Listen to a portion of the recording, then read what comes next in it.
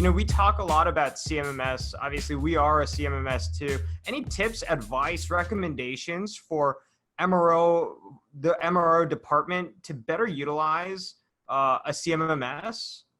Sure. There are core standards. The good thing about societies like the Society of Maintenance Reliability Professionals, which I'm a member of, and other core societies across the land, GF, MAM, and things of that nature, is there are standards for training, and there are standards about how to insert data into the CMMS system. The biggest aspect about a CMMS system, regardless of what it is utilizing it to its fullest potential. And in my experience, I used to be a consultant and all that stuff, but my experience walking in to storerooms is, number one, you may only have 30 to 40% utilization of your CMMS system. So if we can increase that number to better benefit the company and utilize your CMMS system for what it's designed to do, your results are remarkable. They truly are, because then you get the opportunity, Ryan, as you well know, is to do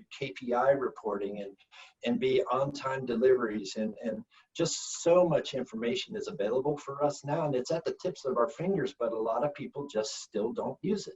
Yep.